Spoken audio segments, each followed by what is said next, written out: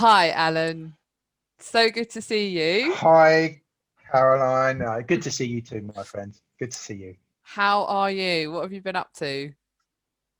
Doing okay. It's really busy with work at the moment. Obviously, there's lots of people that are not having a great time at the minute, which is where people like coaches and therapists tend to do best, Hmm. sadly. But it's not all. It's not all sort of doom and gloom. I mean, there's been quite a lot of, at least 50% of my work has been people that are sort of repurposing themselves and, Well, let you me know, introduce you 'cause yeah. I meant to say Hmm. that bit first. Yeah, yeah, yeah. So, Al, please introduce yourself and tell us a little bit about what you do. So my name's Alan Whitten, and I do many things. I do life coaching, I do therapy with people, and sort of performance coaching with sports people and business people as well. Excellent. Well, that sounds interesting.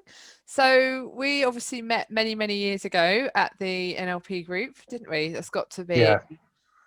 That's got to be about what, 12, 14 years ago, I think. yeah. It must be 12 years ago, I guess. Yeah, Yeah, yeah, something like that. And yeah. I mean, it sounds as though you were doing a fairly similar thing back then, but it's like from what we've been talking about, it's like you've enhanced your technique, and how you serve people. So can you share a little bit about who your typical customer is and what you help with? Yeah, sure. So it's a mixture really. One of the things that I do is I'm a coach for a charity called Rock to Recovery, and what they do is they offer non-clinical coaching for and within that coaching is, sometimes there's therapeutic work for the armed forces and for blue light workers. So by that, people that have left the military or have left the Navy or the Air Force, or people that are that are either in or have left the police, the ambulance, etc. And so some of my work with that, I'm dealing with a lot of former soldiers that have done 26 years or 10 years that have got terrible PTSD, that have seen awful things, or paramedics that have become really traumatized, or what have you. So that's kind of one column of the way of work. And then another column is working with individuals that maybe want a bit of therapeutic help, maybe want some life coaching, to sort of refocus, some clarity, to go from okay or good to great, maybe progression in their career. And then the last sort of, I suppose, the last column of what I do is working specifically with athletes and business people for performance. So it's usually one of those three things. And what is it? What about because I know you've got quite an interesting background in what you're kind of skilled in. Tell us a little bit about that. Well, I've been a martial artist since I was age 14. So I started off, doing karate, like every little boy, and then sort of uh, went on to Thai boxing, and got an English heavyweight title and a British heavyweight title in that, and then sort of moved to jiu-jitsu, which is what I do now. And I haven't been doing much of jiu-jitsu this year, obviously, because of lockdown. But it looks like hopefully we're turning a corner with that soon.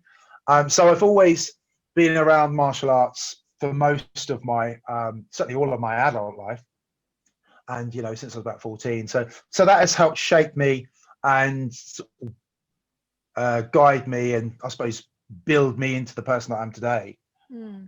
Don't know if that's a good thing, but yeah, it's definitely true.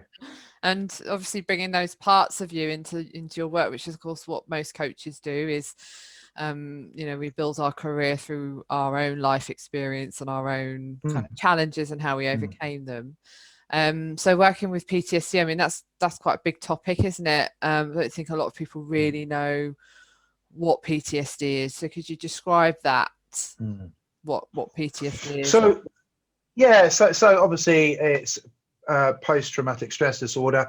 Everyone knows the moniker, but if I was going to give you a practical description, it's where traumatic events have been experienced by a person, and instead of the brain going through the usual, I suppose, filing process of releasing it to sort of to long-term memory, it stays sort of locked in a certain way, and the brain keeps sort of like pinging the person, you know, with images and stuff like that, as if there was something to be learned from it. Not necessarily something to be learned, but just, or, you know, they're brought to mind. Sometimes by hallucination, sometimes by, you know, just images, sometimes by sounds or smells. It could be any sense really, and they're not going away, they're staying.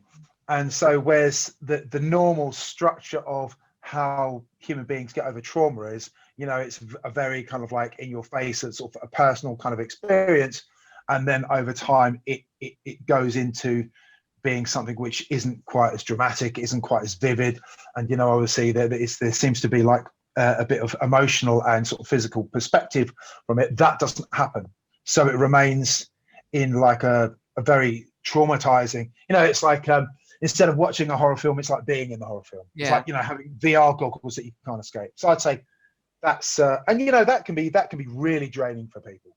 Really, yeah, because the mind doesn't know the difference between what's real and what's imaginary, does it? So it will play over events, and the environment kind of doesn't really matter. It's the feeling and sensation, isn't it, in the body that causes someone to respond, whether it's fight, flight, or freeze.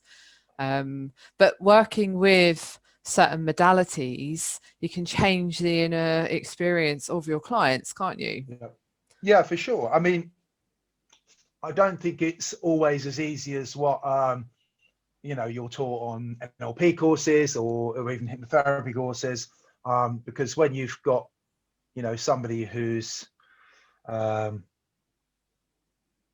know, not just like a test subject kind of thing, you know, from a workshop, yeah, it does take on a different form. But you definitely can, you know, there is definitely change that can be done, and you know, sometimes you have to throw a couple of things at it in order to get the outcome that you want, which is them not being bothered by that.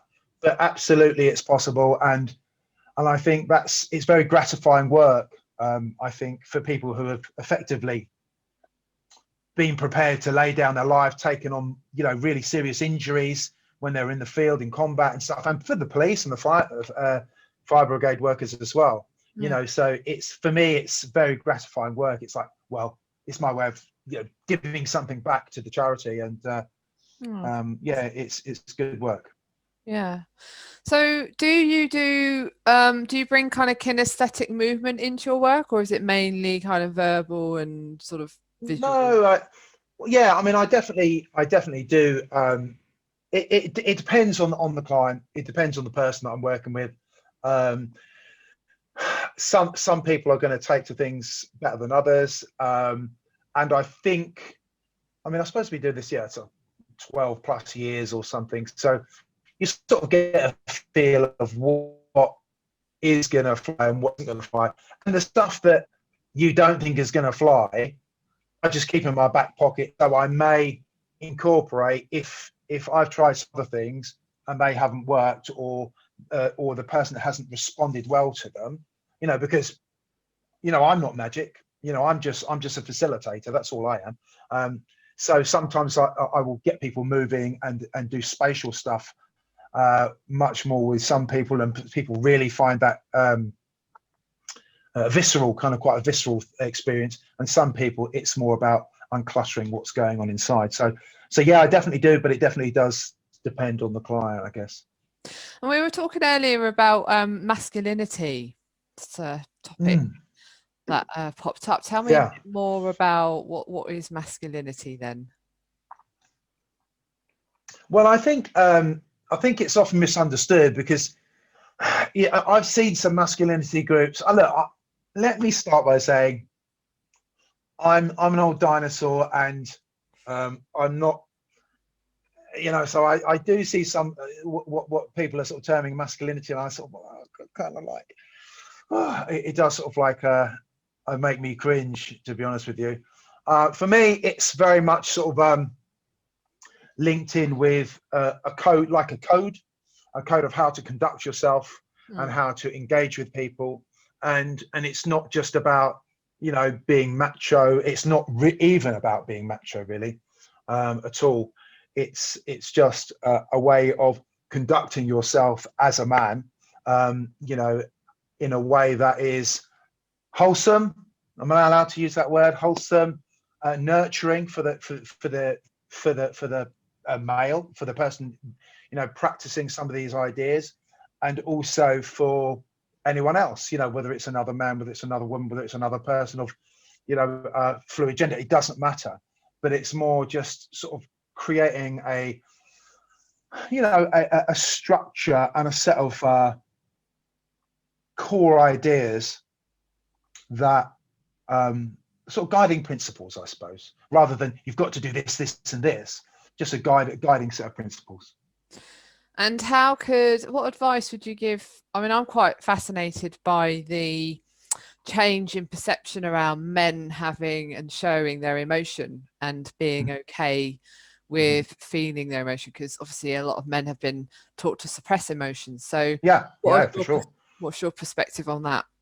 So so a lot of the work I do is like with the soldiers. You know, they've come out, they've done 26 years in the army, and they are told, like, suck it up, shut up, you know, be a man, and head down and grind it out.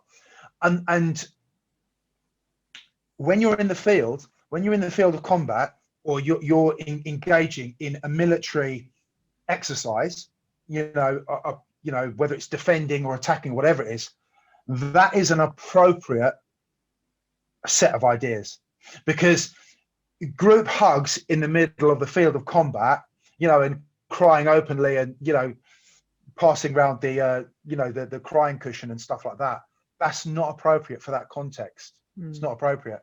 So that's the time when it is the time to put that stuff aside. However, as with a lot of the veterans that I work with, learning that, you know, when they're in a safe space, and, you know, I know that sounds a bit cheesy, but somewhere where they're not going to be derided, someone where they're not going to, you know, be humiliated, and they're allowed to express their emotion, it's not only useful, it's, in a lot of ways, it can be literally life-saving.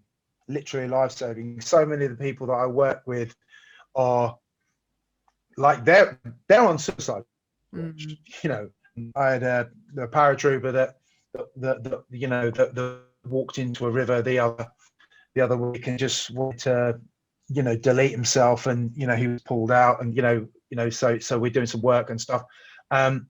So it's about what's appropriate in any given context. If you're in a civilian context, then it's about adapting to your environment and finding, you know, a small network of people that you can express yourself and be open with. That it's absolutely appropriate to cry. In fact, it takes more bravery to cry than it does to suppress.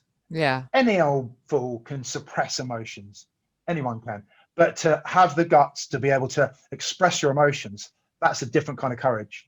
And that's something that all men need to understand, because it's all about context. You know, it's all about context. Like when you go out with your girlfriends, and, you know, if you're going out for a wild night or something like that, then you're going to behave in a certain context. But if you were with, you know, looking after some small children, you wouldn't be behaving in that context. You'd be behaving in a different context. So everything is context driven, and knowing when it's appropriate to behave in a certain way, when it's not appropriate to behave in a certain way, that's sort of learning. That is the difference between doing something that's safe and nurturing and doing something that is going to be toxic and suppressive. Yeah, it's a hot topic at the moment, isn't it? But I'm a great believer in, you know, the masculine and the feminine reside in both the male and the female, and really masculine is about kind of taking action and you know, initiating ideas and that kind of you know, behavior sort of side of things, and then the feminine side is all about ideas and creativity and unconditional love and nurturing and You know, both of those are needed in order to be balanced, Yeah. you know, in the body and in the mind. Well, you know, look, you know, if you just take a second to look at how nature's sort of like created us, you know, within you there's estrogen and there's testosterone. Within me there's estrogen and testosterone, but they're in different values. If I didn't have any estrogen within me, my bones would be really brittle, you know. So I try and be a man and punch something and my bones would shatter. So there's you know there is, you know, there's masculine, and sometimes women need to you know, use masculine energy if they want to get ahead somebody, because obviously, you know, don't want to go into the whole patriarchy thing, but you know, sometimes, you know, it's about using that ability to focus. And then, you know, and by the same token, you know, men need to sometimes access that more feminine energy, which you say, which is more of a creative kind of energy. Not to say that you can't be creative and masculine, that's a bit stupid, but I understand what you're saying about understanding the differences between those two energies. Yeah, for sure. And so you've talked a little bit about your typical client and the topic of masculinity. What have you got any tips for people? Maybe like 3 Alan Witten golden nuggets that people could take away. I would say, let's say in the context of the times we're in. So in this current climate, yeah. Okay, I would say spend time in nature regularly. You know, spend time in solitude. And by solitude, I don't mean, there's a difference between spending time in solitude and being alone. Being alone is where you're going to be lonely. I'm talking about willfully spending time on your own, and that could be in nature. So there could be an overlap there, or it could be just time where you're in your own space, and you could be, you know, doing a mindfulness practice, a spiritual practice, or something like that. Something that's going to nurture you. So you've got your external world and you've got your internal world, basically. Yeah. So, you know, by saying spend time in nature, I'm talking about exercise. I'm talking about getting out, getting in the woods, walking by a canal, going to the beach, walking in the mountains, find some green space, and push your body gently within its limits. But it's like understanding that those limits can grow, as you know, and as I've sort of found out as well. And also, by that same token, do the same internally. So spend time where you're with yourself, with your own thoughts. And again, I'm a real big advocate of mindfulness and some of those kind of traditions. It's not about just, oh, it's got to be mindfulness or nothing. It's about spending time where you're developing your mind, often by not thinking about anything and just working, with breath or something like that. And eating healthily, eat more fruit and vegetables, basically. So those 3 tips, I'd say, are probably going to help, I think. They're saying now that certainly, like the nutrition is one of the first things that I look at when I'm working with clients who have depression or, negative thinking and that kind of thing. Absolutely, a lot of people don't realize that they're deficient in certain, we don't always get those from our food, especially in a fast-paced environment. And I think you really hit the point about solitude, because it's so important for us to connect with ourselves and tune in and find out what these inner thoughts are saying. I think there was a Buddhist saying once, was it maybe Rumi, the quieter you are, the more you can hear. The quieter you become, the more you can hear, or something. I think it's Rumi. Absolutely. And I think I think on that doesn't mean just being in your bedroom with your mobile phone. That doesn't count. No. It's like, cutting away as many, and it's hard. I've got a family. It's hard. I do a lot of internal work when I'm actually out. Like having the torture of a bloody 3-hour run on a Sunday. But I come back and my mind is clear. Or back when I obviously was practicing jiu-jitsu, I remember sort of going to jiu-jitsu with a headache and this, that, and the other, and like an hour and a half of people trying to strangle you and choke you out. You come out, your body's aching, but like I feel amazing. Like there's this weird kind of like paradox of, you know, you got this mental, you know, sense of being really vital mentally, but physically you're like, oh my God, my body's broken. You know, it's an interesting paradox, but I think that, you know, doing stuff for that kind of internal element is really, really so important. And so, like, you know, learn it in school. When do you learn it in school? Oh, spend time by yourself, just thinking, or just, you know, it's a problem. Yeah, and I think a lot of people are afraid to be alone on their own, aren't they? Because they are scared about what they might hear. But Yeah. until people actually acknowledge their emotions, and what is actually happening in their internal environment, they can't change it. And this is what anger is, isn't it? And breakdowns and, you know, depression, they're all really just kind of byproducts of just not connecting and not listening. And then eventually the body's like, wake up, I'm here, Yeah. are you listening? So yeah, spending time in solitude and, like you say, in peace and quiet. I mean, personally for me, I actually can't even sleep now unless I've had 45 minutes before I sleep to just process the day, just Mm, go through all the thoughts and analyze things in my mind, because I'm a bit of an mm, analyzer. And mm, then I can just, you know, allow myself to feel what I'm feeling, and then I can mm, acknowledge it, and then I can be like, oh, time for sleep now. mm, So yeah, mm, that's mm. sort of my Yeah, way of kind of moving around that. And yeah, you know, work-life balance, I think that's a big topic at the moment, isn't it? People are realizing just for how sure. incredibly Yeah. busy their lives were, which is a great distraction. Yeah. I mean, what, do you know what's interesting? I mean, I've got a client in a minute who, um, since he's started to work from home, he's now doing 3 times the amount of work. Because it's like, I know it's something that my wife experiences as well, because it's like you're always connected. You're always connected, and people are like, oh, well, they're at home, so I can call them. And, you know, it's like the work day has gone from, you know, 9 to 5 if you're an office worker, to you're at home all the time, so I can call you anytime. Yeah. So and remember, you know, if you're traveling to an office, it's like you punch your card. Okay, now I've turned up for work. You know, and then at 5 o'clock or 6 o'clock, whenever it is, you know, when your work shift is over, it's like you punch your card, you go home. You Mm. still might get a few calls, you might do a little bit of work at home, but it largely there's a big delineation between those two, home and work. Mm. And now it's like this. And so it's like learning that people have to kind of like make that separation again. Sometimes it's something as silly as like working in a set room that you don't use as your living space. Not everyone has got kind of be afforded that luxury, but you know, just there are sort of some smart little hacks, you know,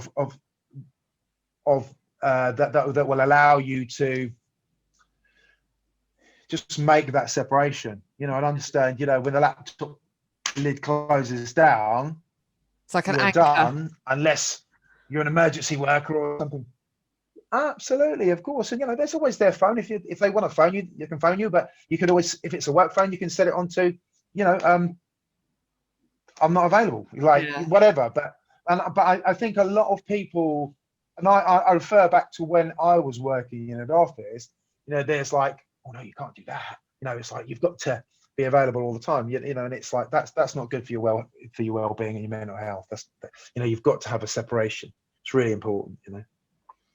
Yes, definitely. I remember when I used to live in a kind of bedsit type place, and I used to have my desk in my lounge, but there was always something about Mm, the sofa and the desk that weren't together, that were just my kind of anchor places of, well, that's work at my desk. And then as mm, soon as I finished work, it'd be mm. like being on the sofa, and that was end of the day Yeah, place, you know. So sometimes it is just yeah, like working with the mind and just creating absolutely.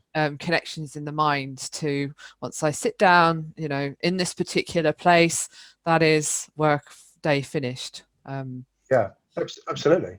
Yeah, absolutely. I mean, you know, when you're working, if you're working from home and you can work from home, theoretically, you could have your laptop or your whatever it is that you're using for work in any room of your house. But and you know, I don't know. For some people, that might be fun. For me, I've got a room that's dedicated for work, and that's which is my room here, and that's where I work. You know, the thought of me working in a different room is like, well, that's wrong. But then I've done it for 12 years, so there's a very great demarcation. I think where some of the problems are arising is like, okay, this is a new thing. We've been doing it 6 months, 9 months, and there's still these things are sort of like only now sort of like springing up after sort of 6 months of like, actually, I'm feeling a bit claustrophobic, and that there's no escape kind of thing. So it's kind of important, you know, it's to just stay on like top of that. a whole new lifestyle that people are having to kind of really consider.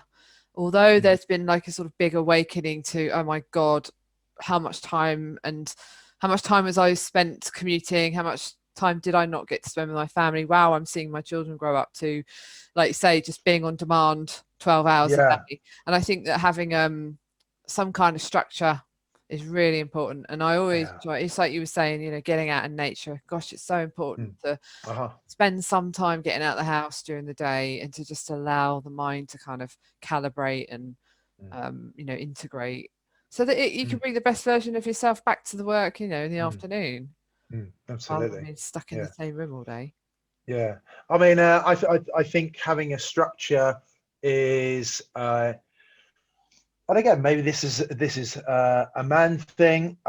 Maybe it's not. I don't know. But having a structure for your day is, for me, is slightly important. I'm like a dog. I need a routine. And I need to, you know, be exercised, walked like a dog. You know, I need to have structure. I need to have waypoints of structure. And while I think that I don't want structure, and I'm like, I just want a free day, I can do whatever I want. You know, it's like, I don't enjoy that. You know, if I reflect on what my mood is like during that with too much free time, it's like, you know, it's not a good thing, you know. Yeah. So. Oh, so where can people find out about you, Al? What's your website? But yeah, so my website is alanwhitton.co.uk. Okay, I will leave the link also underneath as well. Yeah. So well, it's been lovely to talk to you after such a while, and I'm really glad to hear you're well. And I will post this on my YouTube channel, and I don't know if you have a YouTube channel, do you? Yeah, I do. Yeah. To that as well, because we'll put it on your. Yeah, that's it's got a really long title, but I've got a short title, which is A Little Rock, which is my that's my username for Instagram as well. A Little Rock, and I can explain it. It's one of the alternative meanings of the name Alan. So I was like, years ago, I was like, oh, what does Alan mean? And it was like joyful harmony. I was like, well, that's so weak. I don't want that. That doesn't fit me. And I was like, I dug a little deeper, and there's some ancient meaning as like a little rock. I was like, yeah, I'm going to stick to that. So I'm sort of a little rock across almost everything, really. But, yeah. Awesome. All right, cool. Well, people will send me the links, and obviously I'll put them underneath. Awesome. And it's been a pleasure to talk to you. You too. And I will see you later.